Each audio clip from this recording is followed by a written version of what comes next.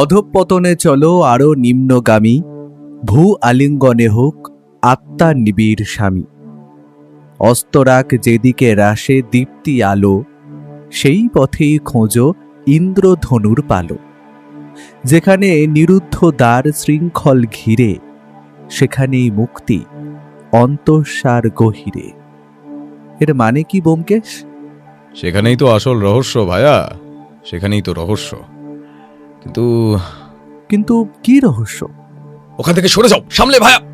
কথাটা শেষ হওয়ার আগেই ঘরের জানলা দিয়ে যে দৃশ্যটা ব্যোমকেশ দেখল, সেটা দেখে সে আর স্থির থাকতে পারল না। ব্যাপারটা এত তাড়াতাড়ি ঘটল যেন শ্বাস নেওয়ার সময় দিল না। কারণ এই ঘরটা দোতলা হওয়া সত্ত্বেও পাশের বড় একটা 3 তলা বাড়ির ছাদে কয়েকজন তখন বাচ্চা ঘুড়ি ওড়াচ্ছিল। ভায়াটা দেখছিল আগেই। হঠাৎ ওদের মধ্যে একটা বাচ্চা উত্তেজিত হয়ে কি যেন একটা দেখালো আঙুল দিয়ে অন্য একটা ভাঙাচোরা বাড়ির ছাদের দিকে। ভাঙা বাড়িটার দিকে তাকাতেই সঙ্গে সঙ্গে ভায়া বিদ্যুৎ বেগে জানলা থেকে লাফ মেরে ঘরের অন্য অংশে লাফিয়ে পড়ল। আর তৎক্ষণাৎ ঘটল ঘটনাটি। একটা তীব্র বন্দুকের গর্জন শোনা গেল বাইরে, আর তার সঙ্গে আমাদের ঘরের জানলা দিয়ে প্রবেশ করে একটা গুলি ঝনঝন করে পাশের টেবিলে রাখা একটা চীনে মাটির ফুলদানিকে ভেঙে টুকরো টুকরো করে দিল। ফুলদানির ভাঙা টুকরোগুলো তখন মাটিতে লুটোপুটি খাচ্ছে, আর ভায়া তখন ঘরের অপর প্রান্তে পড়ে প্রচণ্ডভাবে হাঁপাচ্ছে। একটা বন্দুকধারী লোক ছিল ভাঙা বাড়িটার ছাদে। লোকটা আমাকে শেষ করে দিতে চেয়েছিল। বাচ্চা ছেলেগুলো পাশের ছাদ থেকে যদি ইশারা না করে ব্যাপারটা দেখাতো, তখন আশা করি আমার ভবলীলা সাঙ্গ হয়ে যেত। জোর বাঁচা বেঁচে গেছি। জানলাটা বন্ধ করে দি ভায়া, আর পুলিশের খবর দিই লোকটাকে ধরার জন্য। না, তার কোনো আর দরকার নেই। লোকটা জানে তার গুলি ব্যর্থ হয়েছে। সে আশা করি এতক্ষণে পালিয়েছে, তবে পালিয়ে বাঁচতে পারবে না। এক গভীর ষড়যন্ত্রের গন্ধ পাচ্ছি ভাইয়া। একটা বড় কিছু ঘটতে চলেছে।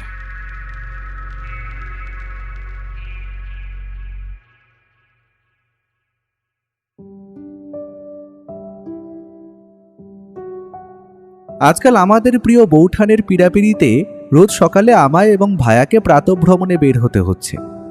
সকাল কথাটা বললাম ঠিকই, তবে বৌঠানের হিসেবে সেটা ভোর 6টার কাছাকাছি। সত্যি এই ঠান্ডার পরিবেশে কোথায় একটু পড়ে পড়ে ঘুমাবো তা না, শীতকালের আমেজটাই আসে ওই সকালবেলা অলসভাবে দেরি করে ঘুম থেকে উঠলে। তবে আমার তাতে কোনো আপত্তি নেই, কারণ হাঁটাহাঁটিও হয়ে যাচ্ছে, অপরদিকে মনটাও সারাটা দিন বেশ ফুরফুরে থাকছে। সুতরাং বলাই যায় যে সকালবেলা প্রাতঃভ্রমণে বেরিয়ে একটা লাভই হচ্ছে। কুয়াশা ঘেরা শহরের রাস্তায় হাঁটার আলাদা একটা আমেজ আছে। যে লোক বের হয়নি তারা সেটা বুঝতে পারবে না। আমি ভায়াকে এই ব্যাপারে জিজ্ঞেস করায় সে চটে বলে ওঠে, তোমার বৌঠানের না যত সব বাড়াবাড়ি। বাঙালি মানেই শীতের সকালে দেরি করে ঘুম থেকে উঠবে। ঘুম ভাঙলে সকালের খাবারে গরম গরম ধোঁয়া ওঠা ফুলকো ফুলকো লুচি আর ছোলার ডাল খাবে। কোথায় তা না, তার বদলে হাঁটতে যাও। হাতে নতুন কোনো কেস নেই, তাই এইসব মেনে নিচ্ছি, না হলে কবেই।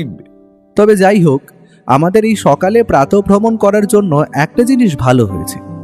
আমরা আসার সময় সকাল সকাল রোজ টাটকা নতুন ওঠা শীতের সবজি আর টাটকা মাছ পেয়ে যাচ্ছি। আর দিনের মতোই আমরা প্রাতঃভ্রমণ সেরে সেই দিন বৈঠকখানায় বসে একটু গল্প করছি। কইয়ে আমার চাটা যে এখনো এলো না। সকালে উঠে খবরের কাগজ পড়তে পড়তে চা খাওয়াটা ভায়ার চিরকালের অভ্যেস। প্রাতরাশ যদি নাও জোটে, তবুও চাটা অত্যাবশ্যক। কখনো যদি চা বা কাগজের মধ্যে কোনো একটা পেতে দেরি হয়, তাহলে আর রক্ষে নেই। এরই মধ্যে সে 2বার হাঁক লাগিয়েছে। বৌঠানের সামনে দাঁড়িয়ে থাকায় আমি প্রশ্নটা করলাম, চা হতে আর কত দেরি বৌঠান? এই যে, এটা নিয়ে গিয়ে তোমার বন্ধুটিকে উদ্ধার করো। আমিও যথারীতি 2টো প্লেটে 2 কাপ চা নিয়ে এসে ভাইয়ার সামনের টেবিলে রাখলাম।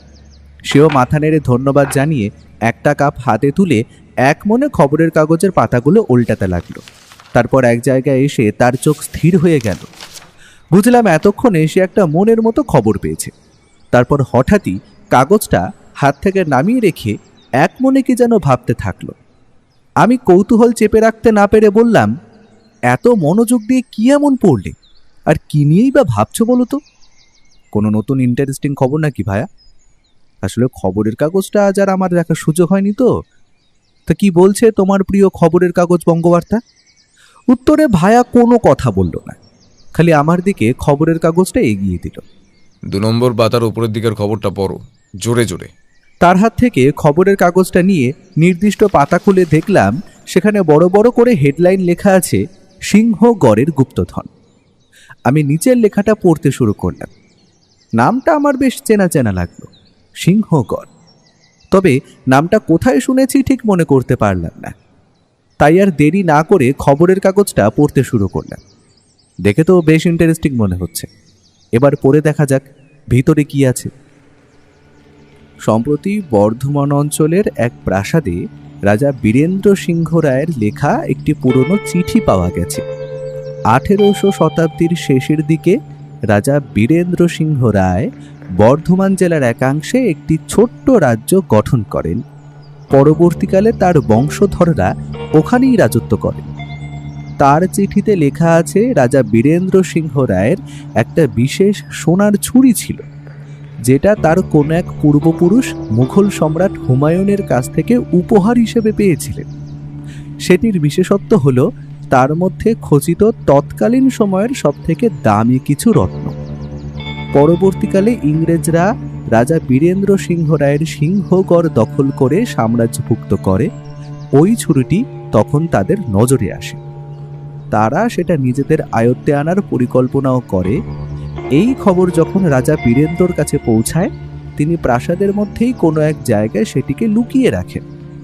পরে অবশ্য ইংরেজ সেনাদের হাতেই তার মৃত্যু ঘটে এবং ওনার মৃত্যুর সাথে সাথে সেই ছুরির রহস্যই থেকে যায়। অনেক খোঁজাখুঁজি করেও কোনোদিন সেটা পাওয়া যায়নি। দেশ স্বাধীনের পর বীরেন্দ্র সিংহ রায়ের বংশধরেরা কয়েকবার সে ছুরি খোঁজার চেষ্টা করেও ব্যর্থ হয়। তারপর ধীরে ধীরে সবাই সেটার কথা ভুলে যায়। কিন্তু কিছুদিন আগে বাড়ির মধ্যে থেকে পুরনো একটা চিঠি উদ্ধার হয়, যাতে সাংকেতিক ভাষায় কিছু একটা লেখা আছে, যেটা দেখে মনে করা হচ্ছে যে সম্ভবত সেই সাংকেতিক ভাষা উদ্ধার করা গেলেই রাজামশাইয়ের সেই ছুরি খুঁজে পাওয়া যাবে। তবে বিগত কিছুদিন ধরে চেষ্টা করেও সেই চিঠির অর্থ উদ্ধার করা সম্ভব হয়ে ওঠেনি। যদি কোনো ব্যক্তি মনে করে যে সে ওই চিঠির মানে উদ্ধার করতে পারবে, তাহলে সে এসে যোগাযোগ করতে পারে। পড়া শেষ করে বুঝলাম বিষয়টা সত্যিই বেশ আকর্ষণীয়। একটা পুরনো আমলের রাজবংশ এবং তাদের কাছে আছে অর্থ এবং প্রাচুর্যের অভাব নেই কোনো। অপরদিকে সেই বংশের কাছে ছিল একটি ছুরি, যেটা নাকি স্বয়ং মোঘল সম্রাট হুমায়ুনের, এবং সেই ছুরির চুরি হয়েছে। ব্যাপারটা সত্যিই অদ্ভুত। কি বুঝলে ভাইয়া? একটা ধাঁধা আছে, খবরের কাগজে লিখছে, তাই তো? তবে কি বলছো, বিজ্ঞাপন দিয়েছে মানে যাওয়া যেতে পারে, কি বলো? কি আবার বুঝবো, এই যে জটিল কোনো চুরির কেস সেটাই তো মনে হচ্ছে। তবে আমার মন বলছে সেই ছুরিটা যখন খোদ মোঘল সম্রাট হুমায়ুনের, সুতরাং সেটার ঐতিহাসিক গুরুত্ব এবং বর্তমান বাজারে সেটার দাম যে আকাশ ছোঁয়া হবে সেটা বলে দিতে হয় না। তার জন্যই তো ব্যাপারটা নিয়ে ভাবছি। আসলে জিনিসটা আমার চোখে দেখার ইচ্ছে করছে। মোগল সম্রাট হুমায়ুনের যখন জিনিসটা তো আর খেলা ফেলার নয়, তার মধ্যে লুকিয়ে আছে কত অজানা ইতিহাস, যেটা দিয়ে আমায় টানে। তাই আর কি। বাহ, এ তো দারুণ ব্যাপার। তা তুমি কি যাবে ভাবছো নাকি? যাবার ইচ্ছে তো আছেই হে ভাইয়া, তবে কেউ না ডাকলে যাই কেমন করে? তবে আমার মন বলছে আমাদের অপেক্ষা করা উচিত। মানে? আরেকটু অপেক্ষা করি, তারপর না হয়। ভায়ার কথার হিয়ালি ঠিক ধরতে পারলাম না। তারপর থেকে 3 দিন কেটে গেছে, ভায়া ওই ছুরির ব্যাপারে আর কোনো কথা বলেনি। আমিও জিজ্ঞেস করিনি। তবে একদিনে বিষয়টা সম্পর্কে আমার মনে যে আরও কৌতূহল জন্মায়নি সেটা বললে মিথ্যে বলা হবে। আজ আর সেসব চেপে রাখতে না পেরে চায়ের টেবিলে কথাটা তুলেই ফেললাম। আচ্ছা, তুমি কি একটা কথা জানো? কি কথা বলো? হুমায়ুনের সম্বন্ধে একটা কাহিনী প্রচলিত আছে যে একবার তিনি নাকি ভীষণ অসুস্থ হয়ে পড়েছিলেন। তার অবস্থা ক্রমশ খারাপ হচ্ছিল। তার বাবা বাবর হুমায়ুনের পালঙ্ক ঘিরে 3 বার পরিভ্রমণ করে প্রার্থনা করেন, হে খোদা, যদি জীবনের বদলে জীবন দেওয়া যায় তাহলে আমি বাবর আমার পুত্র হুমায়ুনের জীবনের বদলে নিজের জীবনদান করতে প্রস্তুত। হুমায়ুনের বোন গুলবদন বেগম হুমায়ুন নামাতে লিখেছেন, সেদিন থেকেই বাবর অসুস্থ হয়ে পড়লেন আর হুমায়ুন সুস্থ হয়ে উঠতে লাগলেন। একটা সময় বাবর পুরোপুরি শয্যাশায়ী হয়ে পড়লেন। সম্ভাল থেকে দিল্লিতে ডেকে পাঠানো হলো হুমায়ুনকে। হুমায়ুন তার বাবার মৃত্যুর 4 দিন আগে আগ্রা পৌঁছান।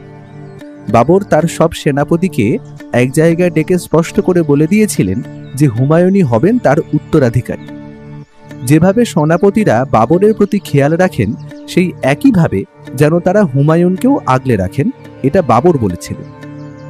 আবার হুমায়ুনকেও শিক্ষা দিয়েছিলেন যে তিনি যেন প্রজাদের আর নিজের ভাইদের দিকে খেয়াল রাখেন আর তাদের প্রতি দয়া পরবশ হয়ে শাসন কাজ পরিচালনা করেন। এই সমস্ত তথ্য কি তুমি জানতে? তোমার মতো আমার অত ইতিহাস নিয়ে পড়াশোনা নেই, তবে ছোটবেলায় শুনেছিলাম সম্রাট হুমায়ুন নাকি ওনার গ্রন্থাগারের সিঁড়ি থেকে পড়ে গিয়ে মৃত্যুবরণ করেছিলেন। ব্যাপারটা বড়ই অদ্ভুত, এইটুকু জানতাম। আমি কিছু একটা নতুন প্রসঙ্গটা তুলতেই যাচ্ছিলাম, এমন সময় কলিং বেল বেজে উঠল। উঠে গিয়ে দরজা খুলতেই দেখলাম এক ভদ্রলোক দাঁড়িয়ে আছেন। বয়স ওই 30-এর কাছাকাছি হবে। নমস্কার, এটা কি ব্যোমকেশবাবুর বাড়ি? হ্যাঁ, কিন্তু আপনি? আমার নাম ত্রিবাঙ্কর সিংহ রায়। আমি ওনার সাথে একটু দেখা করতে চাই। কথাটা শোনা মাত্রই হালকা শিহরণের সাথে অনেকগুলো চিন্তা, অনেকগুলো প্রশ্ন একসাথে মাথায় এসে গেল। কিন্তু সবকিছুরই উত্তর খুব শীঘ্রই পাবো বুঝে আমি বললাম, ও আচ্ছা, ভিতরে আসুন। ভাইয়া, ইনি তোমার সাথে দেখা করতে চান। নমস্কার ব্যোমকেশবাবু, আমার নাম ত্রিবাঙ্কর সিংহ রায়। আপনার নাম অনেক শুনেছি এবং আপনার বুদ্ধির প্রশংসার কথাও তো ছেড়েই দিলাম। পেপারে আপনাকে নিয়ে লেখালেখিও হয়েছিল আগের কেসটা নিয়ে। আপনার সাথে দেখা করতে পেরে আমি অত্যন্ত কৃতজ্ঞ অনুভব করছি। আমি অজিত বাবুর লেখা গোয়েন্দা গল্পগুলো পড়ার দরুন আপনাকে আরো ভালোভাবে চিনতে পেরেছি। সুতরাং একটা সমস্যায় পড়ে আপনার কাছে ছুটে এলাম। আসলে আমার বিশ্বাস এই সমস্যার সমাধান যদি কেউ করতে পারে সেটা আপনিই পারবেন। বসুন, বলুন কি ব্যাপার। আপনার কাছ থেকে সম্পূর্ণ ব্যাপারটা শোনার পর আমি ঠিক করব যে আমি কেসটা নেব কি না। আপনি নির্দ্বিধায় সবটা খুলে বলুন আমাকে। বলে তার সামনের চেয়ারটার দিকে ইশারা করল। দেখলাম ত্রিবাঙ্ক সাথে সাথেই বসে একেবারে প্রসঙ্গে চলে এলো। ব্যোমকেশবাবু, আমি সিংহগড় থেকে আসছি। আপনি নিশ্চয়ই রাজামশাইয়ের ছুরির খবরটা পড়েছেন। রাজা বীরেন্দ্র সিংহ রায় ছুরি?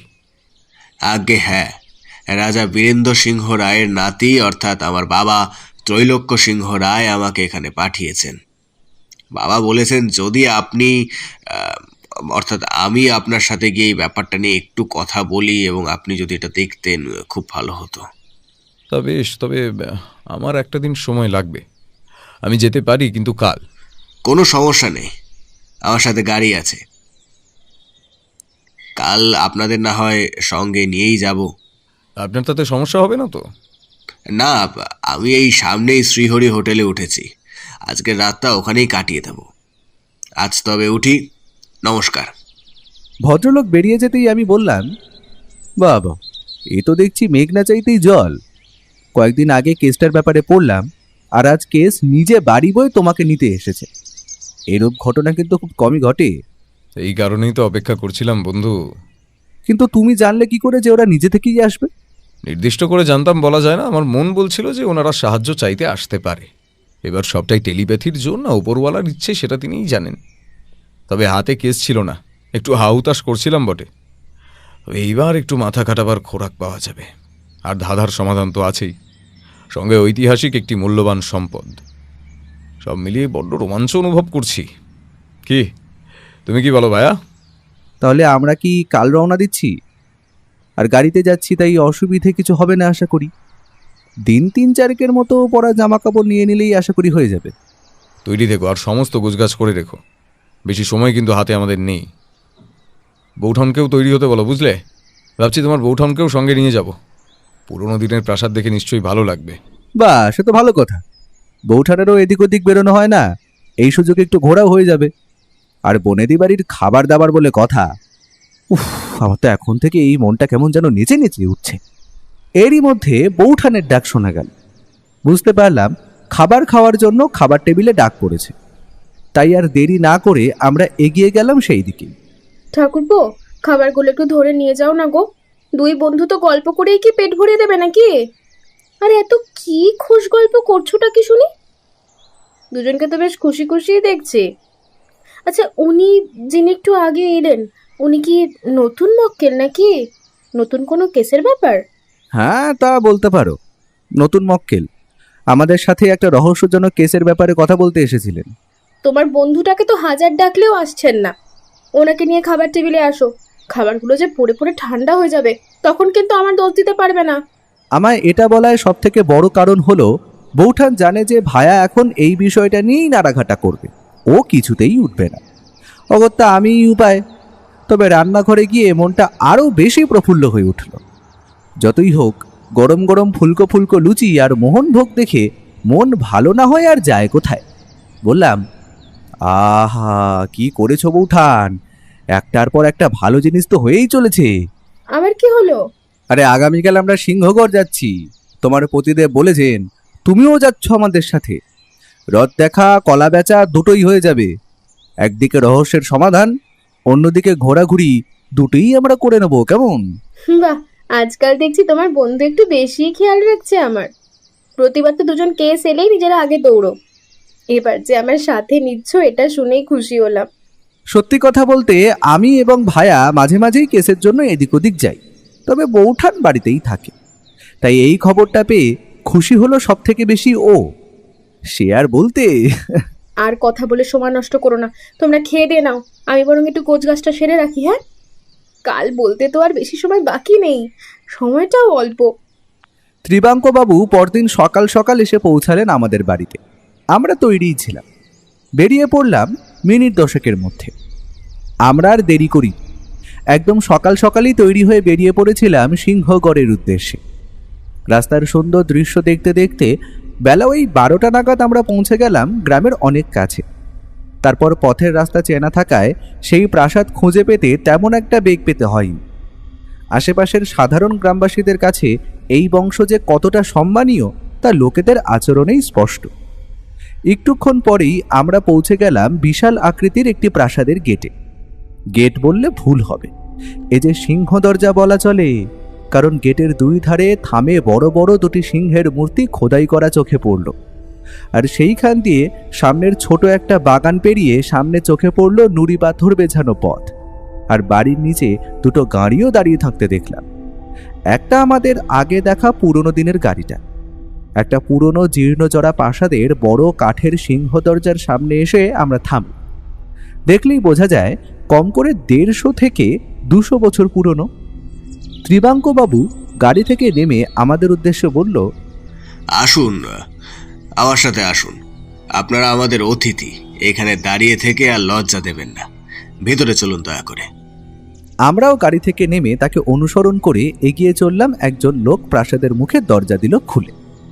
ভেতরে ঢুকে খানিকটা ফাঁকা জায়গা ও দুপাশের বাগান পেরিয়ে আমরা প্রবেশ করলাম অন্দরমহলে। না, বাইরে থেকে দেখে যতটা জীর্ণজরা মনে হয়েছিল, ভিতর থেকে তার সম্পূর্ণই উল্টো। হতে পারে বাইরে এতটা চাকচিক্য বজায় রাখেননি কারণ শুধু শুধু সকলের দৃষ্টি আকর্ষণ করতে চান না। আমরা একটা সিঁড়ি দিয়ে দোতলায় উঠলাম। লক্ষ্য করলাম ভায়া তার তীক্ষ্ণ চোখে সমস্ত মহল খুব নিখুঁতভাবে পর্যবেক্ষণ করছে। অন্যদিকে দেওয়ালে বিভিন্ন শিকার করা জন্তুর মাথা, হাতে আঁকা বিভিন্ন ছবি ও নানা রকম কলকা ও কারুকার্য মিলিয়ে মহলের যে শোভা বাড়িয়েছে, সেটাতেই বৌঠান অবাক হয়ে দেখছে। বাড়িটায় চারিদিকে ছড়িয়ে রয়েছে দামি আসবাবপত্র আর বিলেতি ফুলদানি। বাড়ির প্রতিটা ঘরে ঝুলছে একটি করে ঝাড় লণ্ঠন। কিছু কিছু জায়গায় দেওয়ালে হরিণের শিংও যেন চোখে পড়ল। আপাত দৃষ্টিতে যা দেখলাম, বলা যায় এই জমিদার বাড়ির অবস্থা এখনো অবস্থাপন্ন। ত্রিবাঙ্কবাবুর পিছন পিছন আমরা একটা ঘরে প্রবেশ করলাম। সেখানে এক ব্যক্তি আরাম কেদারায় বসেছিলেন। আমাদের দেখে উঠে দাঁড়ালো। বাবা, ব্যোমকেশ বাবুরা এসেছেন। তুমি ওনাকে নিয়ে আসতে বলেছিলে, আমি সেটাই করেছি। ওনারা 3 জনই এসেছেন। আসুন, আপনারা বসুন। নমস্কার ব্যোমকেশ বাবু, আমার নাম ত্রৈলোক্য সিংহ রায়। আমি আপনাদের ডেকে পাঠিয়েছিলাম। আপনার বুদ্ধির পরিচয় আমি এখনো পাইনি, তবে বাইরে আপনার যা নাম ডাক তাতে আমার বিশ্বাস আপনি পারবেন আমার একটা সমস্যার সমাধান করতে। অপরদিকে আমার ছেলে তো আবার আপনার অন্ধ ভক্ত, সুতরাং অন্য কাউকে এই কেস দেওয়া তো সময় নষ্ট করা, তাই আর আপনাকে দেরি না করে ডেকেই নিলাম। আপনারা খবরের কাগজে পুরো ব্যাপারটা পড়েছেন আশা করি। আর এনারা কে? নমস্কার, আমি একজন সত্যান্বেষী, আর উনি আমার স্ত্রী এবং উনি আমার বিশিষ্ট বন্ধু, পেশা একজন লেখক। ত্রৈলোক্য সিংহ রায়ের বয়স 60 পেরিয়েছে। চেহারাটা একটু রুক্ষ-সূক্ষ্ম, গৌরবর্ণ, প্রায় 5 ফুট 10 ইঞ্চি মতো উচ্চতা। মুখে বয়সের রেখা ফুটেছে, চোখে একটা সরু ফ্রেমের চশমা। আপনারা সকলে এসেছেন দেখে আমি অত্যন্ত খুশি হয়েছি। আপনারা যতদিন এখানে থাকবেন আমাদের আতিথেয়তায় থাকবেন, তাই চিন্তার কোনো কারণ নেই। আশা করি এতটা পথ আপনারা অনেক দূর থেকে আসছেন, খাওয়া দাওয়া করে একটু বিশ্রাম নিন, তারপর কথা হবে। শিবু, ওনাদের থাকার জায়গাটা দেখিয়ে দাও আর খাওয়া দাওয়ার ব্যবস্থা করো। আসুন ব্যোমকেশবাবু, আসুন আপনারা। বুঝলাম শিবু হলো ত্রিবাঙ্ক বাবুর ডাকনাম। আমরা আবারও তাকে অনুসরণ করি এবার 3 তলায় উঠে গেলাম। সেখানেই সে আমাদের 2টো ঘর খুলে দিল। একটা পুরনো দিনের খাট, আলমারি, আয়না, একটা ছোট্ট আলনা বাদ দিয়ে ঘরে আর তেমন কিছু নেই, কিন্তু স্বল্পতেই ঘরটি বেশ সুন্দর লাগছে। সময় মতো আমাদের দুপুরের খাওয়ার ডাক পড়ল। সেই খাবার টেবিলে যা সব এলাহি আয়োজন, তা দেখে তো আমি অবাক হয়ে গেছি। কারণ সামনে সাজানো রয়েছে গরম গরম ধোঁয়া ওঠা ভাত, তারপর মাছের মাথা দিয়ে বিউলির ডাল, শুক্তো, 3 রকম ভাজা, কাতলা মাছের কালিয়া, চিংড়ির মালাইকারি, শেষ পাতে খাসির মাংস, মিষ্টি, চাটনি, পাঁপড় সবই আছে। খাওয়ার টেবিলে যেন আমরা উঠে যেতে চাইলেও খাবার যেন ফুরুতেই যায় না। পোশাক বদলে খাওয়া দাওয়া সেরে বেশ লম্বা একটা ঘুম দিলাম। ঘুম ভাঙল দরজায় কড়া নাড়ার শব্দে। আধা ঘুমন্ত অবস্থায় দরজা খুলে দেখি ভায়া দাঁড়িয়ে। কি, তুমি তো দেখছি ঘুরতে এসে আরাম পেয়ে বেশ অলস হয়ে উঠেছো ভায়া। হ্যাঁ, বিকেল গড়িয়ে সন্ধে হতে চললো, এখনো ঘুম ভাঙেনি? তাড়াতাড়ি ফ্রেশ হও, ত্রৈলোক্যবাবুর সঙ্গে কথা বলতে যেতে হবে। তিনি আমাদের জন্য কেসটির ব্যাপারে কথা বলার জন্য অপেক্ষা করছেন হয়তো। আর বৌঠানও যাবে নাকি আমাদের সাথে? সে আপাতত বিশ্রাম করছে, ওর ওইসব ব্যাপারে অত আগ্রহ নেই, সুতরাং এখন আমরা দুজনেই যাব। তৈরি হয়ে নাও। যেমন বলা তেমন কথা। আমি আর এক মুহূর্ত সময় নষ্ট করলাম না। তাড়াতাড়ি চোখ মুখ ধুয়ে ভায়ার সাথে দোতলায় নেমে গেলাম ত্রৈলোক্যবাবুর ঘরে। উনি আর ওনার ছেলে ত্রিবাঙ্কবাবু বুঝি আমাদের অপেক্ষাতেই ছিলেন। আমাদের দেখে ওনাদের সামনের সোফায় বসার ইঙ্গিত করলেন, তারপর বললেন, ব্যোমকেশবাবু, আপনি নিশ্চয়ই খবরটা সম্পর্কে অবগত, তাই সে বিষয়ে হয়তো নতুন কিছু বলতে হবে না। না না, তার প্রয়োজন নেই। আমার কিছু প্রশ্ন আছে, আমি বরং সেইগুলো করি। বলুন। আপনি কাগজে লিখেছিলেন যে রাজা বীরেন্দ্র সিংহ রায়ের চিঠিটা আপনারা কিছুদিন আগে পেয়েছেন। আমার প্রশ্ন হলো, ওটা পেলেন কোথায়? ওই চিঠিটা পাওয়ার ঘটনা বড়ই অদ্ভুত ব্যোমকেশবাবু। এরই মধ্যে আমাদের মহলের উত্তর পূর্ব দিকে একটা জায়গায় অযথা আগাছা জন্মাচ্ছিল। সেসব পরিষ্কার করে জায়গাটায় একটা কুয়ো বানাবার জন্য গর্ত খোঁড়ার কাজ চলছিল। তবে কয়েক ফুট গভীরে যাওয়ার পরই একটা ছোট্ট পিতলের বাক্স পাওয়া যায়। আর আমরা প্রথমে ভাবি সেই বাক্সে হয়তো আমাদেরই বংশেরই কিছু ধনসম্পদ পাওয়া যাবে। তবে সেটা খুলতেই বেরিয়ে এলো এই চিঠিটা। ব্যাপারটা বড়ই অদ্ভুত। আমার সবথেকে বড় একটা প্রশ্ন মাথায় আসছে, সেটা হলো এই চিঠিটা পাওয়ার ঘটনা আপনি বাইরে চাউর করেননি তো? তাহলে কিন্তু বিপদ, কারণ খারাপ মানুষের তো অভাব নেই। যারা জিনিসটি খুঁজে পেয়েছিলেন তারা সবাই এই বাড়িরই কর্মচারী, তবে কয়েকজন বাইরে থেকে কাজ করতে এসেছিল। খবরটা বাইরে গেছে কিনা তার ব্যাপারে আমি অতটা বলতে পারবো না ব্যোমকেশবাবু, তবে আমি এইটুকু বলতে পারি বাড়ির যারা ছিলেন তারা সকলেই বিশ্বস্ত, তাই এই ব্যাপারে চিন্তার কোনো কারণ নেই, অন্তত আমার মনে হয়। আচ্ছা, বুঝলাম। বাক্সটি কে পেয়েছিল? যারা খুঁড়ছিল তারাই পায়। তারপর আমাদের ডেকে পাঠালে আমরা সেটার তালা ভেঙে এই চিঠিটা উদ্ধার করি। চিঠিটার সম্পর্কে দেখলাম লিখেছেন যে ওটা সাংকেতিক ভাষায় লেখা।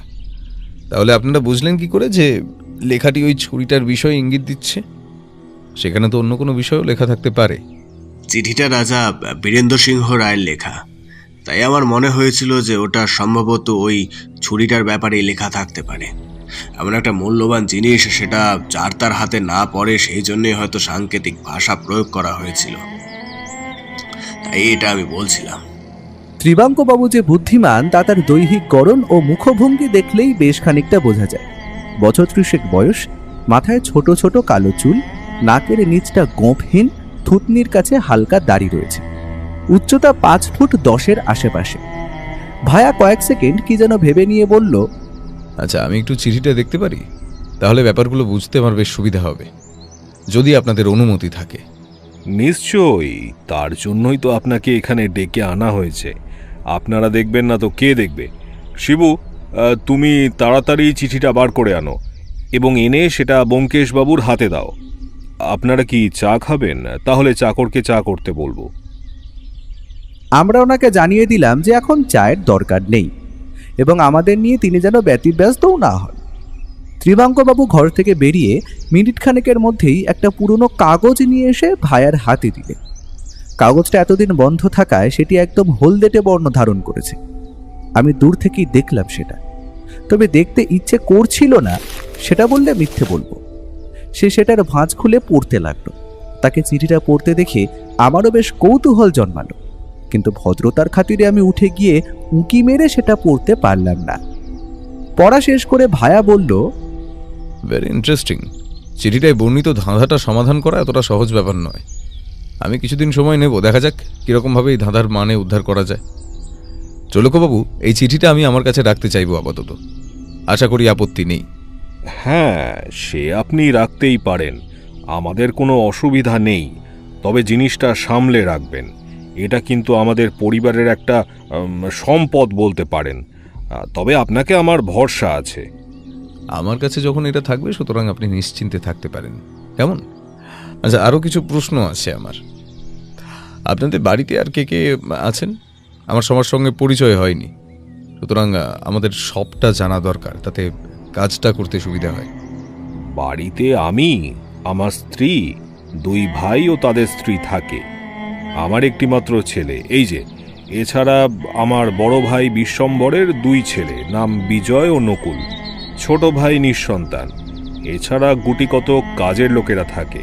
আপনি দরকার পড়লে সবার সাথেই কথা বলে দেখতে পারেন, তারা সবাই আপনাকে সাহায্য করবে। বেশ বেশ, সেসব না হয় পরে হবে। এখন আমাদের প্রথম কাজ হলো এই মহলটা একটু ঘুরে দেখা। জায়গাগুলো ভালো করে ঘুরে ঘুরে দেখতে পারলে ভালো হতো। আচ্ছা, কোথায় ওই পিতলের বাক্সটা পাওয়া গিয়েছিল সেটাও জানা এবং দেখা দরকার আছে। হ্যাঁ, সেখানে আরও যদি কোনো নতুন ক্লু পাওয়া যায়, সবটাই আমাদের কাজের মধ্যে পড়ে। বোঝেনি তো আশা করি? অবশ্যই অবশ্যই, এই তো শিবু আপনাদের নিয়ে যাবে। চলুন 3 তলা থেকে শুরু করি। 2 তলা 3 তলা মোটামুটি দেখা হয়ে গেছে, শুধু নিচের তলাটা হলেই হবে। 3 তলা প্রাসাদটি যে বেশ বড় তা আর বলে দিতে হয় না। আমরা সিঁড়ি দিয়ে নিচে নেমে এলাম নিচের তলায়। সেখানে প্রায় 8টি ঘর আছে। মহলের 3টে তলায় সর্বমোট 24টা ঘর, প্রত্যেক তলায় 8টা করে। ঘরের দেওয়ালে সাজানো আছে বহু পুরনো হাতে আঁকা বিভিন্ন ছবি, রাজশাহী লেখা, দলিলপত্র ইত্যাদি। নিচে নেবে সোজা হেঁটে একদম শেষ ঘরটার সামনে দাঁড়ালাম। ত্রিবাঙ্কবাবু বললেন, এই হলো বড় জ্যাঠার ছেলে বিজয়ের ঘর, পাশেরটা নকুলের। আমরা ঘরে ঢুকে দেখলাম বিজয় ঘরেই ছিল। ত্রিবাঙ্কবাবু পরিচয় করিয়ে দিলেন। বিজয়, ইনি সেই ব্যোমকেশ বক্সী যার কথা তোমায় বলছিলাম। ইনি আমাদের সেই চিঠিটার ব্যাপারে তদন্ত করতে এসেছেন। বিজয়ের বয়স 25-26-এর মতো হবে। ফর্সা গায়ের রং, মাঝারি চুল, চোখের চাহনি অত্যন্ত ভদ্র। পরনে সাদা রঙের একটা শার্ট এবং দামি একটি নীল রঙের প্যান্ট। সে বলে উঠল, নমস্কার ব্যোমকেশবাবু, আমার নাম বিজয় সিংহ রায়। আমি আপনার অনেক নামডাক শুনেছি। সত্যি বলতে আমি আপনাকে ভীষণ মানি। আপনার কোনো কাজে আসতে পারলে আমার নিজেরই ভালো লাগবে। এ তো আমার সৌভাগ্য। তাহলে আপনাকে আমি 2-একটা প্রশ্ন করতে পারি? অবশ্যই। আপনি ছুরির ব্যাপারটা আগে থেকে জানতেন? হ্যাঁ, বাবা কাকাদের মুখে শুনেছিলাম, তবে বিষয়টা যে সত্যি সেটা কখনো ভাবিনি। তবে চিঠি পাওয়ার পর থেকে এখন বিশ্বাসটা বেড়েছে বলতে পারেন। আপনার একজন ভাই আছেন না? ওনাকে তো ঠিক দেখতে পাচ্ছি না। যদি কিছু মনে না করেন, ওনাকে যদি একটু ডেকে দিতে পারেন। তবে একসঙ্গেই কথা হয়ে যেত আর কি। আচ্ছা, আপনি দাদার কথা বলছেন তাহলে? আমার দাদার নাম নকুল। আপনি বসুন, ও পাশের ঘরেই আছে। মনে হচ্ছে দাদা এখন কাজে ব্যস্ত থাকতে পারেন, তাও ডেকে দেখি একবার। আমি ডেকে আনছি গিয়ে, আপনি বসুন। যদি তিনি ব্যস্ত থাকেন তবে থাক, এখন তার প্রয়োজন পড়বে না। আমরা এখন মহলটা একটু ঘুরে দেখতে বেরিয়েছি, এই যা। আচ্ছা বিজয়বাবু, আপনি কিছু করেন? আপাতত না, পড়াশোনা শেষ করে পরিবারের চিরাচরিত প্রথা ভেঙে চাকরির চেষ্টা করছি। এই চাকচিক্য শুধু দেখতেই আছে, এর বাইরে রাজকীয় তেমন কিছু আর অবশিষ্ট নেই। সুতরাং নিজের পায়ে দাঁড়িয়ে কিছু করার খিদেটা ছোট থেকেই ছিল।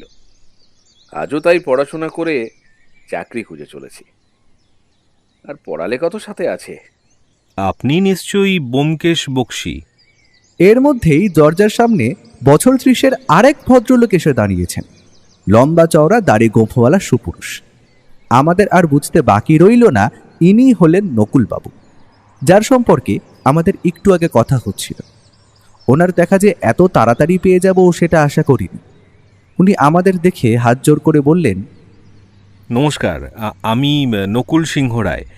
শুনলাম আপনারা নাকি আমার খোঁজ করছিলেন কোনো একটি কাজের জন্য, তাই আর বিলম্ব না করে চলেই এলাম। বলুন ব্যোমকেশবাবু, কিভাবে আপনাদের সাহায্য করতে পারি?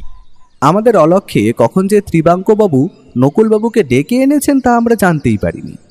অবশ্য তাতে আমাদেরই কাজের সুবিধা হলো বই কি। আগে হ্যাঁ, ঠিকই ধরেছেন। আপনি কি করেন জানতে পারি কি? আপনার ভাইয়ের মুখে শুনে যা বুঝলাম আপনি অত্যন্ত ব্যস্ত মানুষ। ওই আর কি, আগে আমি তো তেমন কিছুই করি না। এই পারিবারিক সব কিছুর অল্প বিস্তর দেখাশোনা বলতে পারেন। ধন্যবাদ সময় দেওয়ার জন্য। এবার আসি। বলে সে নমস্কার জানিয়ে বেরিয়ে পড়ল, সাথে আমি। ত্রিবাঙ্কবাবু আমাদের নিয়ে আবার সিঁড়ি দিয়ে ওপরে উঠতে লাগলেন দেখে ভায়া বলল, আর বাকিরা? ওনারা কেউই বাড়িতে নেই, সবাই একটু বেরিয়েছেন। ফিরে এলে না হয় আপনার সঙ্গে দেখা করিয়ে দেব। এবারে ভায়া বেশ কিছুক্ষণ চুপ করে থেকে বলল, আপনার থেকে তো জানাই হলো না আপনি কি করেন। আমি ইতিহাস নিয়ে পড়াশোনা করেছিলাম, কয়েক বছর বাইরে গিয়ে হেরিটেজ ম্যানেজমেন্ট এসবের কাজও করে এসেছি। তারপর বাবা মার বয়স হচ্ছে এবং শরীর খারাপ হচ্ছে দেখে তারা বারবার করে অনুরোধ করে তাদের সাথে এসে থাকার জন্য। তারপর থেকে এখানেই আছি। এই বাড়ির ইতিহাস সম্পর্কেও যথেষ্ট পড়াশোনাও করার চেষ্টা করি। বাহ, তাহলে আমার আপনাকে দরকার হতে পারে। এই বাড়ি এবং বাড়ির মানুষের প্রাচীন ইতিহাস জানতে হলে তো আপনার থেকে ভালো লোক নেই মশাই। সুতরাং আপনি যে আমাদের অত্যন্ত কাজের লোক। অবশ্যই জানাবেন, আপনার সাহায্যে লাগলে আমি খুশি হব। আর ইতিহাস আমার অত্যন্ত ভালোবাসার জিনিস। কেউ যদি আমায় নিজের পছন্দের জিনিস নিয়ে জিজ্ঞাসা করে তবে তো ভালোই লাগবে। তবে বাড়ির কাউকে ইতিহাস নিয়ে এগোয়নি। ঠিক আছে, এখন আসি। আপনারা বরং ঘরে গিয়ে বিশ্রাম নিন। যদি কিছু দরকার লাগে আমাকে জানাতে ভুলবেন না কিন্তু। বাবা আমায় আপনাদের সমস্ত কিছুর দায়িত্ব দিয়েছেন।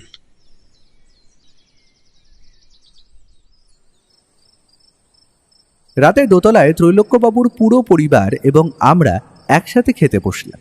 সেখানে ভায়া প্রশ্ন করল, আচ্ছা ত্রৈলোক্যবাবু, এই প্রশ্নটা অত্যন্ত পারিবারিক হলেও আমার জানা প্রয়োজন বলে আমি মনে করি। আমি দেখলাম এই বাড়ির কেউই তেমন চাকরি বাকরি করে না। তা আপনাদের কি কোনো পারিবারিক ব্যবসা আছে? হ্যাঁ, একটা কাঠের কারখানা আছে। সেটা কোথায়? 5-6 কিলোমিটার দূরে, কাঞ্চননগরে। কবে থেকে চলছে এই কারখানার কাজ?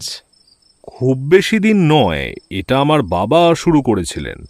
প্রথম দিকে তো রাজস্ব প্রথা ছিল, তখন যা আয় হতো তাতে কিছু না করেও কয়েক প্রজন্ম কাটিয়ে দেওয়া যায়। কিন্তু আপনি তো জানেন, আয়হীন ব্যয় করতে থাকলে রাজার ধনও শেষ হয়ে যায়। আর তাছাড়া ইংরেজরা অনেক ধন সম্পত্তি লুটে নিয়ে গিয়েছিল আমাদের। তাই বাবা পড়াশুনো শেষ করে বুঝেছিলেন যে কিছু একটা করতে হবে। তো তখন উনি এই কারখানা দাঁড় করান। ধীরে ধীরে সেটা একটা ভালো জায়গায় পৌঁছায়। খাওয়া শেষ করে ঘরে ফিরে টেবিলে একটু লেখালেখি করছিলাম। তবে মাথায় শুধু একটাই চিন্তা, কি এমন আছে ওই চিঠিতে? যতক্ষণ না জানতে পারছি একটু চাপা কৌতূহল থেকেই যাচ্ছে। এদিকে বৌঠানের উপস্থিতিতে আমি ভায়াকে বিরক্তও করতে পারছি না। এসব ভাবছি এমন সময় দরজায় টোকা পড়ল। দরজা খুলতে ভায়া ভিতরে এলো। আমি একটু অবাক হয়েই প্রশ্ন করলাম, এ কি, বৌঠানকে রেখে একা চলে এলে? উনি এখন নিদ্রাদেবীর আরাধনায় মগ্ন, তবে আমার চোখে ঘুম নেই। আসলে কেসটার ব্যাপারে সম্পূর্ণ না জানা অবধি আমার ঘুম আসবে না। আর অন্যদিকে এই রহস্যময় ধাঁধা। আসলে কোনো স্থানে ঘুরতে আসলে আমি একটু কাজে বসার বাহানা করি, কারণ তাতে ভায়া আর বৌঠান একসাথে একান্ত কিছু মুহূর্ত কাটাবার সুযোগ পায়। এই যেমন আজ সন্ধেবেলাতেই বৌঠান ভায়াকে নিয়ে বাইরে থেকে বেশ কিছুক্ষণ ঘুরে বেরিয়ে সময় কাটিয়ে এসেছে। এত রাতে মানুষ ঘুমাবে, এটাই স্বাভাবিক। ভায়ার হালটা বুঝতে পেরে আমি বললাম, তোমার বুঝি চিন্তায় ঘুম আসছে না? বাহ, তুমি জ্যোতিষ চর্চাও করো আজকাল দেখছি। হ্যাঁ, তোমার ঘনিষ্ঠতার ফল।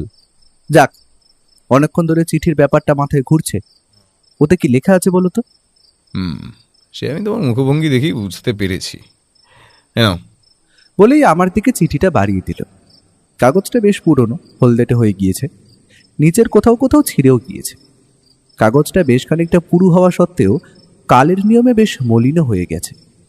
সব মিলিয়ে এটা যে নবাবী আমলের চিঠি সেটা বুঝতে আর বাকি থাকে না। খুলে দেখলাম পরিষ্কার বাংলা ভাষায় কয়েকটা লাইন লেখা আছে। অধঃপতনে চলো আরও নিম্নগামী, ভূ আলিঙ্গনে হোক আত্মার নিবিড় স্বামী, অন্তরাক যেদিকে রাশে দীপ্তি আলো, সেই পথেই খোঁজো ইন্দ্রধনুর পালো, যেখানে নিরুদ্ধ দ্বার শৃঙ্খল ঘিরে, সেখানেই মুক্তি অন্তঃসার গহিরে। বুঝে গেলাম এর মানে উদ্ধার করা আমার কাজ নয়। বললাম, এর মানে কি গো? তুমি কি কিছু ধরতে পেরেছ? ওটাই তো প্রশ্ন অমর, ওটাই তো প্রশ্ন। মানেটা যেন মিলতে গিয়েও মিলছে না। এই মনে হচ্ছে খুব সহজ, আবার পর মুহূর্তেই ভীষণ কঠিন। অন্ধকারটা যেন কেটেও কাটছে না। তা এবার করণীয়? একটু সময় নিয়ে ভাবতে হবে, এটাই একমাত্র উপায়। তারপর খানিকক্ষণ চুপচাপ থেকে কি যেন ভেবে নিয়ে বলল, তুমি ঘুমাও, আমি যাই। একটু মস্তিষ্কে ধোঁয়া দেওয়ার প্রয়োজন রয়েছে। তোমার বউঠানও ঘুমোচ্ছে, সুতরাং এখন সিগারেট খেলে কেউ বাধা দেবে না। এমনি সময় উনি তো আবার সিগারেট জ্বালাতে দেখলে রণচণ্ডী মূর্তি ধারণ করেন। তার বেরোনোর পরেও প্রায় আধ ঘন্টা বিষয়টা নিয়ে ভাবতে থাকলাম। মনে মনে লেখাগুলো বেশ কয়েকবার আওড়ালাম, তাও কিছুই মানে উদ্ধার হলো না। এর আগেও বহু কঠিন কেসে আমি ভায়ার সঙ্গ দিয়েছি। সাংকেতিক চিঠি নতুন কোনো বিষয় নয়, তবে এই চিঠিটা যেন একটু বেশিই গোলমেলে। ঘুমানোর চেষ্টা করে বুঝলাম ওটি আর আসার নয়। অগত্যা শরৎ রচনাবলী খুলে খানিকটা সময় অতিবাহিত করে দিলাম। এমন সময় দরজায় একাধিকবার টোকা পড়ল, আর ক্রমশই আওয়াজ বাড়তে থাকলো। উফ, এত রাতে আবার কে এলো? বাড়ির কেউ নাকি নাকি আবার ভায়া এসেছে, কে জানে। এইসব ভাবতে ভাবতে দরজার কাছাকাছি যাচ্ছি খুব সতর্কতার সঙ্গে। তখন ফিসফিসে কণ্ঠে শুনতে পেলাম, রে আমি দরজাটা খোলো তাড়াতাড়ি, দরকার আছে, একটা জিনিস নিতে এসেছি। দরজা খুলতে ভায়া সোজা ভিতরে এসে আমার টেবিল হাতড়াতে লাগলো। আমি তো ব্যাপারটা দেখে বড়ই অদ্ভুত, ও এইসব করছেটা কি? তাই আর কৌতূহল সংবরণ না করে জিজ্ঞেস করেই ফেললাম, আরে হঠাৎ কি হলো? কিছু খুঁজছো নাকি? আমায় বলো, আমি খুঁজে দিচ্ছি। জানতাম তুমি জেগে থাকবে, তাই এলাম। আগের দিন এখানে একটা খাতা আর কলম ছিল, সেটা এখানে দেখছি না। কোথায় সেটা? এখন জিনিসটা দরকার আমার প্রচন্ড পরিমাণে। আরে কলমটা আনলায় যে জামাটা টাঙানো আছে তার বুক পকেটে আছে, আর খাতাটা নিচে ড্রয়ারে। দাঁড়াও, দিচ্ছি।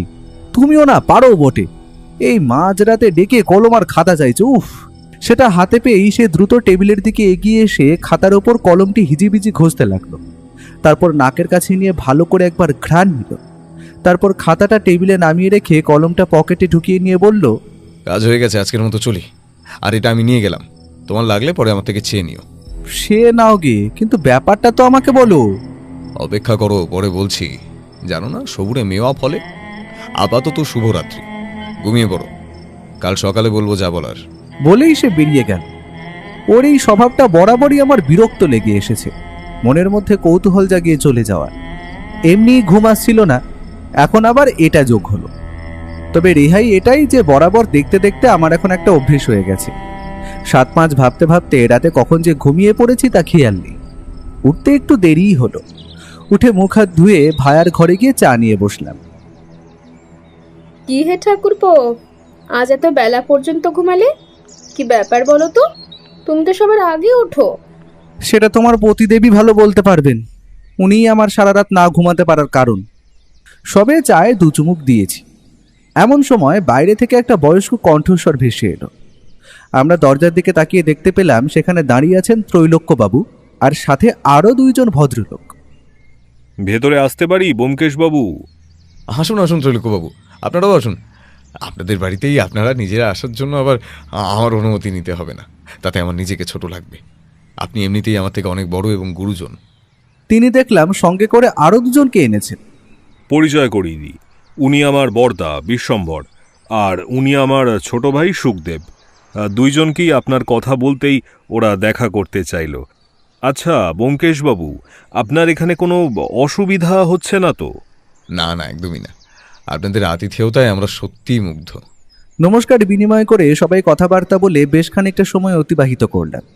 আচ্ছা, যে জায়গাটার চিঠি পাওয়া গিয়েছিল আর যে বাক্সটার মধ্যে চিঠিটা ছিল, দুটো একবার দেখতে পারলে ভালো হতো। আসলে যে জায়গাটায় ওটা পাওয়া গিয়েছিল সেই জায়গায় একটা মাহাত্ম্য আছে। আপনার দেওয়া চিঠির ধাঁধায় জায়গাটার সম্পর্কে বিশেষ ব্যাপারে লেখা আছে, তাই আর কি। ভায়া যে ধানাটার কিছু সমাধান করে ফেলেছে সেটা আমায় তো আগে বলেনি। ও কি সত্যি বলছে না নাকি মিথ্যে বলছে সেটা ওর থেকে ভালো কেউ জানে না। চলুন তবে ঘুরে আসা যাক। আমি আপনাদের সমস্ত জায়গাটা ঘুরিয়ে দেখাচ্ছি, তাতে আপনাদের কাজে সুবিধা হবে। আমি আর ভায়া ওনার পিছু দিয়ে সিঁড়ি দিয়ে সোজা নেমে গেলাম প্রাসাদের উত্তর পূর্ব দিকে। সেখানে মাটিতে গর্তটা এখনো আছে। ভায়া একটু এগিয়ে গিয়ে ভালো করে পর্যবেক্ষণ করে কি যেন দেখল, হাতে খানিকটা মাটি তুলেও দেখল, তারপর বলল, আর বাক্সটা? ওটা বিজয়ের কাছে আছে, দাঁড়ান আমি আনতে বলি। ত্রৈলোক্যবাবুর কথায় বিজয় বাক্সটি নিয়ে এসে ভায়ার হাতে দিল। ছোট হলুদ পেতলের বাক্স। বাক্সটা পিতলের হলেও তাতে বিভিন্ন রকমের নকশা করা আছে চারিপাশে, এবং কিছু কিছু জায়গায় ঝকমকে পাথর দিয়েও সাজানো আছে। সেটা জিনিসটা যে বেশ প্রাচীন সেটা বলে দিতে হয় না। আমিও জিনিসটা হাতে ধরে দেখলাম, বুঝতে পারলাম বেশ ভারী বাক্সটা। ভায়া প্রায় 3-4 বার বাক্সটা ঘুরিয়ে ঘুরিয়ে দেখল, আর সব থেকে বেশি লক্ষ্য করলো লক করার চাবির জায়গাটা। ওখানে এত কি দেখার আছে তা বুঝলাম না আমি। ভালো করে খানিকক্ষণ খুঁটিয়ে দেখে নিয়ে সে আবার তার হাতে বাক্সটা ফেরত দিয়ে দিল। দুপুরে খাওয়া সেরে সে বলল, মহলটা আরেকবার ঘুরে দেখলে হয় না? ভালো করে দেখলে মনে হয় ওখানেই অর্ধেক রহস্য সমাধান হয়ে যাবে। রহস্য বাইরে নয়, এই বাড়িতেই আছে, আমার মন বলছে। সত্যি কথা বলতে প্রথমবার আমারও বাড়িটা ভালোভাবে দেখা হয়নি, তাই বললাম, হ্যাঁ চলো। আমরা 3 তলা থেকে শুরু করলাম।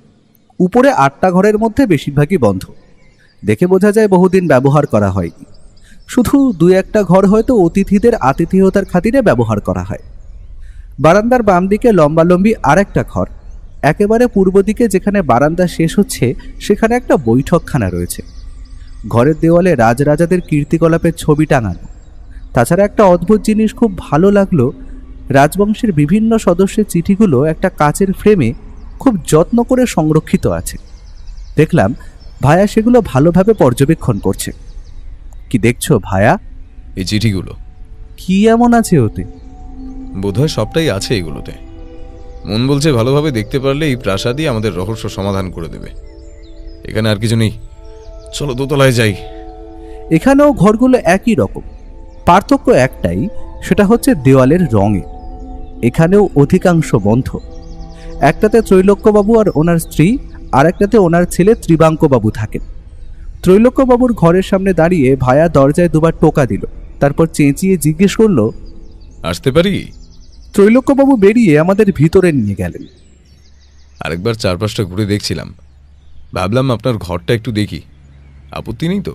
এমা, আপত্তির কি আছে? মহলটা ঘুরে দেখার সময় দেওয়ালে আপনাদের পূর্বপুরুষদের ছবি এবং কাচের শিশিটার বন্দি আরও চিঠিগুলো দেখলাম। তবে একটা জিনিস ভীষণ খটকা লাগলো। কি খটকা লাগলো আপনার ব্যোমকেশবাবু? চিঠিগুলোর সাল অনুযায়ী সেগুলো অনেক পুরনো হওয়ার কথা, কিন্তু দেখে অতটাও পুরনো লাগলো না। কেন বলুন তো? আসলে চিঠিগুলোর কাগজ এবং রং দেখে ব্যাপারটা ধরতে পারলাম আমি। এর কারণ কি, এর উত্তর কিন্তু খালি আপনি দিতে পারবেন আশা করি। এই ব্যাপার, সত্যি আপনার সত্যান্বেষীর চোখই বটে। এটা সাধারণ কোনো লোক হলে ধরতে পারতো না। আমি বলছি ব্যাপারটা ঠিকই ধরেছেন। ওই চিঠিগুলো আসলে নকল, এবং ওইগুলোর নকল আমি রাখতে বলেছিলাম আমার ছেলেকে। আসলগুলো নষ্ট হয়ে যাচ্ছিল, সেখান থেকেই এগুলো নকল করা। এই শিবুই করিয়েছে। শিবু মানে ত্রিবাঙ্কবাবু আপনার ছেলে? আগে হ্যাঁ, ওর এই গুণটা আছে। ও যে কোনো পুরনো লেখা ভালো নকল করতে পারে। আপনি হয়তো শুনেছেন, আগে ও আর্টের ছাত্র ছিল, সুতরাং ওর কাছে এইগুলো জল ভাতের মতো সোজা। বাহ, দারুণ হাতের কাজ তো ওনার। দেখে তো বোঝাই যায় না এগুলো নকল। এত ভালো উপায় বার করেছেন আপনি আসল চিঠিগুলো লুকিয়ে রাখার। আসলগুলো সঠিক জায়গায়ও থাকবে, অপরদিকে মানুষও দেখতে পাবে সেগুলো চোখের সামনে। ঠিক আছে, আমরা আরেকটু ঘুরে দেখি তাহলে। এই বলে আমরা বেরিয়ে এলাম। এবার কোথায়? পিতার পর যে পুত্রের স্থান হয় সেটা কি তোমায় বলে দিতে হবে ভাইয়া? চলো একবার ত্রিবাঙ্কবাবুর ঘরে যাওয়া যাক। ত্রৈলোক্যবাবুর পাশের ঘরটাই ত্রিবাঙ্কবাবুর। তাকে ঘরেই পেয়ে গেলাম আমরা। আমরা কেউ আগে ওনার ঘরে আসিনি। এবার প্রথমবার এখানে এসে অবাক হয়ে গেলাম। চারিদিকে দেওয়ালে ছড়িয়ে ছিটিয়ে আছে নানান সুন্দর সুন্দর আঁকা ছবি। বেশিরভাগ ছবি জল রঙে করা এবং কিছু পেন্সিল স্কেচও আছে। অবাক ভদ্রলোকের হাতের কাজ। সত্যি তার ঘরের কারুকার্য দেখলে বোঝা যায় যে তার কতটা গুণ আছে। তারই হাতে আঁকা বিভিন্ন ছবি চারিদিকে লাগানো, যেগুলোর দিকে তাকালে মুগ্ধ হয়ে তাকিয়ে থাকতে হয়। ভায়া দেখলাম তার টেবিলের ওপর তীক্ষ্ণ নজর। সে ব্যাপারে জিজ্ঞেস করতে যাব এমন সময় বলল, চলো ভাইয়া, এখন অনেকটাই দেখা বাকি। আসছি ত্রিবাঙ্কবাবু, কামকাই আপনাকে বিরক্ত করলাম, তার জন্য ক্ষমা করবেন। দোতলাটা মোটামুটি দেখা শেষ। ভায়া দেখলাম নিচের তলায় যাওয়ার জন্য ব্যস্ত হয়ে পড়েছে। চারিদিক ভালো করে গুরুত্ব সহকারে দেখতে লাগলো সে। আমরা একটা একটা ঘর দেখতে দেখতে পশ্চিম থেকে পূর্বে এগিয়ে চললাম। সাথে প্রত্যেকটা ঘরে ঢুকেই সেই ঘরের মানুষজনদের সাথে আলাপ করার বাহানায় ভায়া যে ঘরগুলোর নারী নক্ষত্র সব অনুধাবন করে ফেললো, সেটা বাকিরা না বুঝলেও আমি বেশ বুঝেছি। সমস্ত প্রাসাদটা ঘুরে দেখার পর ভায়াকে দেখে আমার বেশি চিন্তিত লাগলো। কল্পনার জগতে হারিয়ে যেতে দেখলাম তাকে। এটা অবশ্য নতুন কিছু নয়। যখনই কেস জটিল থেকে জটিলতর হয়, ও এভাবেই চিন্তার মধ্যে ডুবে যায়। আর যতক্ষণ না তার কুল কিনারা সামান্যতম হলেও উদ্ধার করছে, ততক্ষণ ওকে ঘাঁটিয়েও বিশেষ কোনো লাভ নেই, কারণ ও কিছুই বলবে না। দেখলাম ও চেয়ারে বসে খাতার উপর কিসব লিখতে শুরু করলো। আমিও বাকি সময়টা আর তাকে বিরক্ত না করে মহলের ইতিহাসের ব্যাপারে ডায়েরি লিখে কাটিয়ে দিলাম। বাকি দিনটা সে আর কারোর সাথেই কোনো কথা বলল না। তবে একদম রাতের বেলায় সে আমার ঘরে এলো। কি হে ভাইয়া, কি চলছে তোমার মনে? কি ভাবছো এসব কি করছি? এর কারণ কি, তাই তো? কারণ আছে, আছে, শুধু অপেক্ষা করো, সঠিক সময়ে তোমার উত্তর পাবে। আমি তো আপনারই পথ চেয়ে বসে আছি। এখনো কোনো ব্যাপার আমার তো ঠিক ঠাওরই হয়নি। ভাইকে দেখলাম নিজের বুক পকেট থেকে বার করে আনলো একটা চিঠি। তারপর সেটা আমার হাতে দিয়ে পড়তে বলল। দেখো তো এটার মধ্যে কোনো বিশেষত্ব পাচ্ছ কিনা। কি রকম? আহা, দেখোই না। চিঠিটা খানিকক্ষণ উল্টে পাল্টে দেখে কিছুই বুঝতে পারলাম না। একটু ইতস্ততও বোধ করলাম, কারণ যদি বলি কিছুই পাইনি তবে ও আমাকে ছাড়বে না। কিন্তু যখন কিছুই মাথায় এলো না, তখন শেষমেশ বলেই দিলাম, না তেমন তো কিছু পেলাম না। এতদিন আমার সঙ্গে ঘুরে যদি সামান্য জিনিস বুঝতে না পারো, তবে তোমার অ্যাসিস্ট্যান্ট হয়ে লাভটা কি? হ্যাঁ, তুমি তো গোয়েন্দা গল্প লেখো। আমি ভেবেছিলাম তুমি অন্তত ব্যাপারটা ধরতে পারবে। যা ভেবেছিলাম তাই। জানতাম কথা শুনতেই হবে। মনে মনে ভাবলাম, সত্যিই তো কিছু তো বুঝতে পারা উচিত ছিল। বললাম, তুমিই বলে দাও দেখি কি বিশেষত্ব। এটাকে তোমার নাকের খুব কাছে নিয়ে দেখো তো, কোনো বিশেষ ঘ্রাণ পাও কিনা। নাকের অত্যন্ত কাছে নিয়ে গিয়ে চিঠিটা ভালো করে খানিকক্ষণ ধরার পর একটা সুগন্ধ পেলাম। আর সাথে সাথেই বুঝলাম এই গন্ধের সাথে আমি পূর্ব পরিচিত। সম্প্রতি কোথাও তো আমি এটা পেয়েছি। গন্ধটার মধ্যে অদ্ভুত এক বিশেষত্ব আছে, তবে কি সেটা ঠাউর করতে পারলাম না। একটা গন্ধ তো পাচ্ছি, খুব চেনা লাগছে গন্ধটা, কিন্তু বুঝতে পারছি না আগে আমি এটা কোথায় পেয়েছি। আমায় অবাক করে সে টেবিলের ড্রয়ার থেকে একটা কলম বার করে আমার খাতার ওপর আঁকিবুকি কেটে সেটাই এগিয়ে দিল। এবার দেখো তো। তার কথা মতো সেটা নাকের কাছে লাগাতেই আমার কৌতূহল দূর হয়ে গেল। হ্যাঁ, এটা তো আমার কলমের কালির গন্ধ। কিছুদিন আগে ভায়া এক ক্লায়েন্ট এই কলমটা আমায় উপহার দিয়েছিল। আমার ভালো লাগার কারণই হচ্ছে এই কালির মধ্যে মেশানো এই গন্ধটা। একবার এই কলম দিয়ে খাতায় লিখলে অনেক দিন পর্যন্ত ঘ্রাণ যায় না। কিন্তু এই রহস্য সমাধান করে আমি যত না খুশি হলাম, তার চেয়ে বেশি অবাক হলাম যে আমি তাকে জিজ্ঞেস করে ফেললাম, এত বছর আগের চিঠি থেকে এমন কালির সুগন্ধ বেরোচ্ছে কি করে? এটা তো হওয়ার কথা না। এটাই তো রহস্য বন্ধু। খুব বেশি হলে 1-2 মাস এই কালির সুগন্ধ থাকে, তারপর ধীরে ধীরে বিলীন হয়ে যায়। কিন্তু এটা কখনোই 1-150 বছরের পুরনো হতে পারে না। তার মানে তুমি বলছো এই চিঠিটা নতুন করে লেখা, কিছুদিন আগেই রাখা হয়েছে, কিন্তু কাগজটা তো বেশ পুরনোই মনে হচ্ছে। চিঠিটার কাগজটা নতুন নয়, ওটা পুরনো, তবে লেখাটা নতুন। কিন্তু কিভাবে? একটা সন্দেহ হচ্ছে, কিন্তু সেটা কি? না, কিছু না। তুমি আরেকবার লেখাটা পড়ো তো। আমার হাতেই ছিল চিঠিটা। তার কথা মতো আমি পড়তে শুরু করলাম। অধঃপতনে চলো, আরো নিম্নগামী। থামো, আগে বলো এটার মানে কি। অধঃপতন মানে নিচে নেমে যাওয়া, আর নিম্নগামী মানে আরো নিচে নেমে যাওয়ার কথা বলা হচ্ছে মনে হয়। একদম সঠিক বলেছো ভাইয়া। ভালো, তারপর পড়ো। ভূ আলিঙ্গনে হোক আত্মা নিবিড় স্বামী। মানে? ভূ আলিঙ্গনে মানে মাটির সাথে মেশার কথা বলছে। সেখানে গিয়েই কি কোনো সুরাহা হবে? অসাধারণ। তারপর? আচ্ছা, অস্তরাগ যেদিকে রাশে দীপ্তি আলো। সূর্য কোন দিকে অস্ত যায়? পশ্চিম দিকে। তাহলে কি মানে দাঁড়ালো? কি? নিম্ন মানে নিচে, অর্থাৎ নিচের তলায় যাওয়ার কথা বলা হচ্ছে, যেটা মাটির সঙ্গে মিশে আছে। আর সূর্য অস্ত যায় পশ্চিম দিকে, মানে নিচের তলায় পশ্চিম দিকে যাওয়ার কথা বলা হচ্ছে। সত্যিই তো, এটা তো আগে ভেবে দেখিনি। বেশ, তারপর পড়ো। আচ্ছা, সেই পথে খোঁজো ইন্দ্রধনুর পালো, যেখানে নিরুদ্ধ দ্বার শৃঙ্খল ঘিরে, সেখানেই মুক্তি অন্তঃসার গহিরে। সবই তো বুঝলাম, কিন্তু এটার মানে তো বুঝতে পারলাম না। ওটুকুতেই রহস্য লুকিয়ে আছে অমর। ওটুকুর সমাধান হলে সম্পূর্ণ রহস্যেরই সমাধান হয়ে যাবে। কিছু একটা বলতেই যাচ্ছিলাম, এমন সময় দরজায় টোকা পড়ল। দরজা খুলে দেখি ত্রৈলোক্যবাবু এসেছেন। আসলে আমি ব্যোমকেশ বাবুর ঘর থেকেই আসছি। ওনার স্ত্রী বলল উনি এখানে আছেন। হ্যাঁ, উনি এখানেই আছেন, আসুন। কোনো সুরাহা করা গেল ব্যোমকেশ বাবু? আমি কিন্তু অধীর আগ্রহে অপেক্ষা করে আছি আপনি কতটা অগ্রসর হয়েছেন কেসটার দিকে সেটা জানার জন্য। আপনি বলুন। অনেকটাই হয়ে গেছে। 1-2 মধ্যে সম্পূর্ণ রহস্যেরই সমাধান হয়ে যাবে। আশা করি খুব শীঘ্রই আপনার ছুরি খুঁজে দিতে পারবো। সত্যি বলছেন? শুনে প্রচণ্ড শান্তি পেলাম। হ্যাঁ, আপনি নিশ্চিন্ত থাকুন।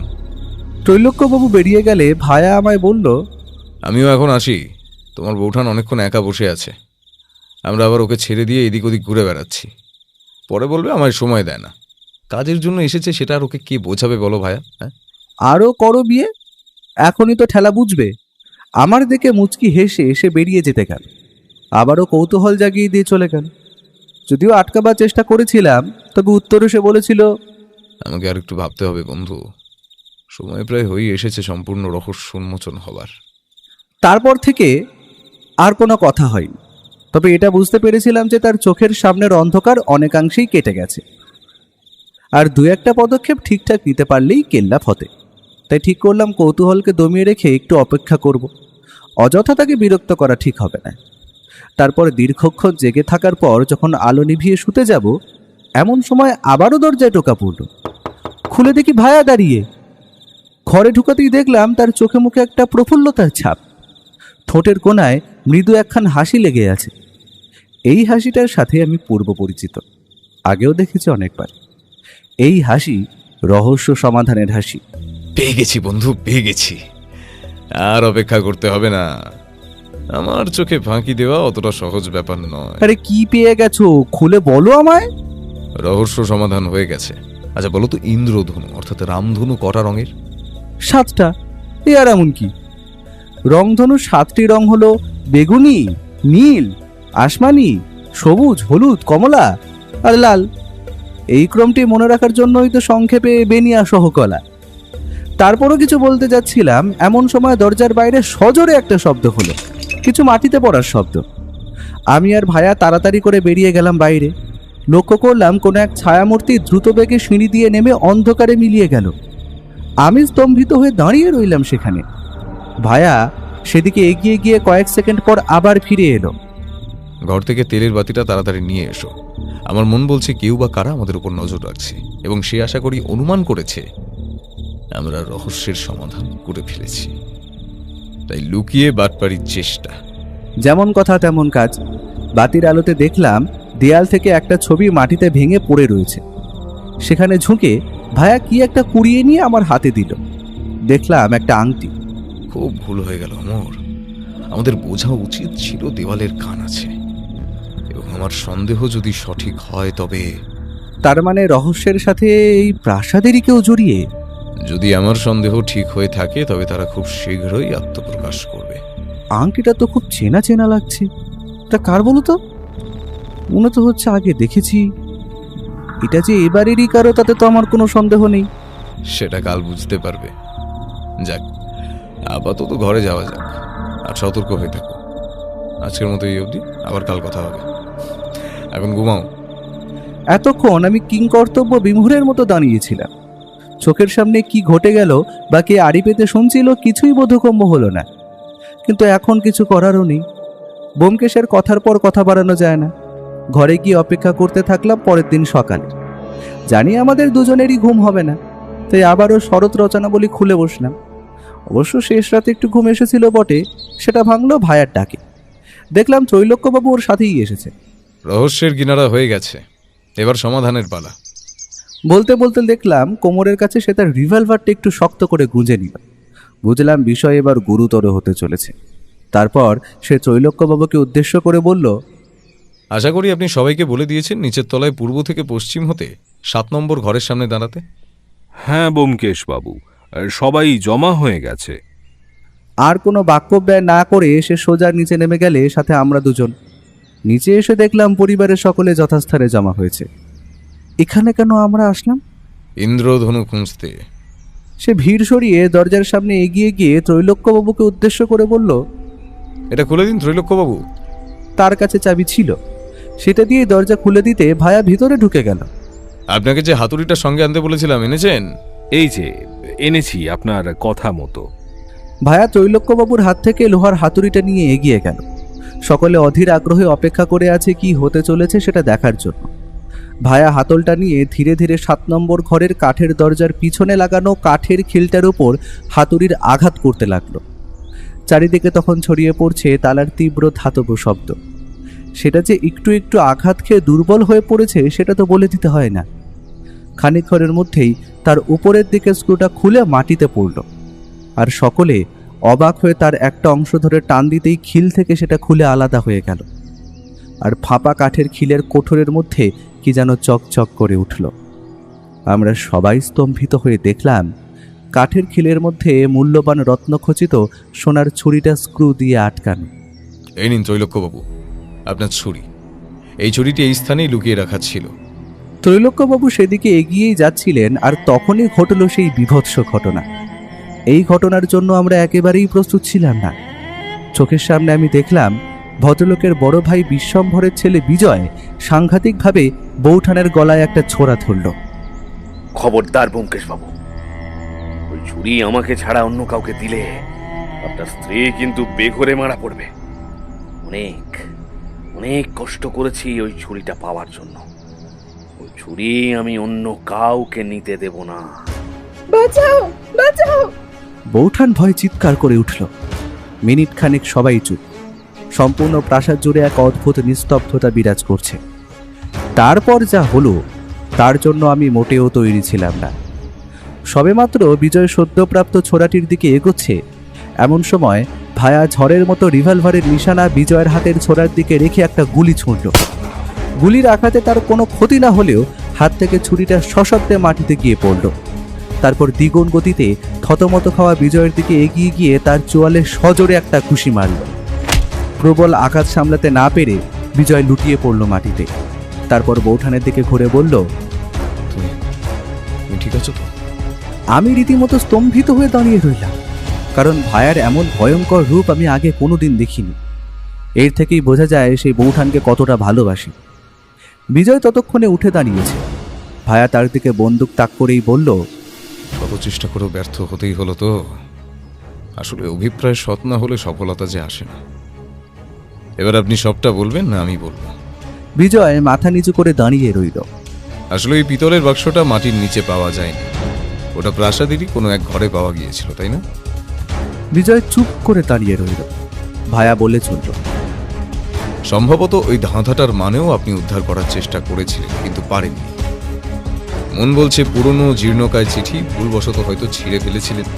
উপায় না পেয়ে সাহায্য নিলেন ত্রিবাঙ্ক। কারণ আপনি জানতেন ওই পারে এই কাজগুলো ভালো করতে। ব্যাস, তারপর দুই ভাই মিলে লেগে পড়লেন রহস্য সমাধানের চেষ্টায়, কিন্তু পারলেন না। পরে আপনারা যখন শুনলেন বাড়িতে নতুন কুয়ো প্রতিষ্ঠা হচ্ছে, তখন ওই জায়গায় বাক্সটি পুঁতে দিয়ে খবরের কাগজের সংবাদ দেওয়ার পরিকল্পনা করলেন। এই ত্রিবাঙ্কবাবু, ঠিক বলছি তো? এবার সবার চোখ ঘুরল ত্রিবাঙ্ক বাবুর দিকে। ব্যোমকেশ বাবু, আপনি কি করে বুঝলেন যে এই বাক্সটা মাত্র কয়েকদিন আগে মাটিতে পুঁতে রাখা হয়েছিল? খুবই সহজ। দীর্ঘদিন মাটির তলায় তালাবন্ধ বাক্স যদি পড়ে থাকে, তাহলে তালার ফুটোর মধ্যে মাটি ঢুকে যাওয়াটা স্বাভাবিক। তবে এই তালার ফুটোতে মাটি ছিল না। কিন্তু তুমি কি করে বুঝলে যে এর সাথে ওরা দুজনই জড়িত আছে? ত্রিবাঙ্কবাবুর উপরে আমার সন্দেহ প্রথম থেকেই ছিল। বিশেষত দেওয়ালের এই চিঠিগুলো উনি নকল করেছেন জানার পর। দ্বিতীয়ত, টেবিলের উপর আমি যখন ওই সুগন্ধি কালির কলমটা দেখলাম, তখন সেই সন্দেহ আরও গাঢ় হয়। তোমার মনে আছে, চিঠি থেকেও কিন্তু ওই গন্ধটাই বের হচ্ছিল। ঠিক তোমার কাছে যেমন কলম ছিল, তেমনটাই ওর কাছে ছিল। ওখান থেকেই ধরলাম। আর বিজয় যদি কাল রাতে আমাদের ঘরের সামনে না আসতো, তাহলে ও যে জড়িত সেটা বোঝা একটু মুশকিল হতো। তুমি বলছিলে না আংটিটা কোথায় যেন দেখেছিলাম? এটা আমরা প্রথম দিন বিজয়ের হাতেই দেখেছিলাম। আমার তৎক্ষণাৎ মনে পড়ে গেল, হ্যাঁ, ওর হাতেই দেখেছিলাম। পরদিন কলকাতায় ফিরে এসে ভায়াকে জিজ্ঞেস করেছিলাম যে শেষের অংশটা কিভাবে ধরল, সেটা যদি একটু বিস্তারিতভাবে বিবরণ দেয় সে। উত্তরে ও বলেছিল, ইন্দ্রধনু অর্থাৎ রামধনুর 7টা রং, মানে 7 নম্বর ঘর। এছাড়া দরজা ও খিলের কথাটা তো ছিলই সংকেতে। ওই যে রুদ্ধদ্বারে শৃঙ্খল, তার অন্তঃসারেই যে মুক্তি, সেটাও তো বলাই ছিল। অর্থাৎ ওই খিলটার ভিতরটাই বোঝানো হয়েছে। সেদিন রাতেই বলতে এসেছিলাম, কিন্তু হঠকারিতার মধ্যে আর বলা হয়নি। যদিও সম্পূর্ণভাবে আমিও নিশ্চিত ছিলাম না, কিন্তু ভেবেছিলাম পরদিন একবার পরীক্ষা করেই দেখব। পরদিন চেষ্টা করতে দেখলাম পরীক্ষায় ঠিকই আমি উতরে গেলাম। এইটুকুই। সত্যিই তুমি ধন্য গো, আর ধন্য তোমার বুদ্ধিমত্তা।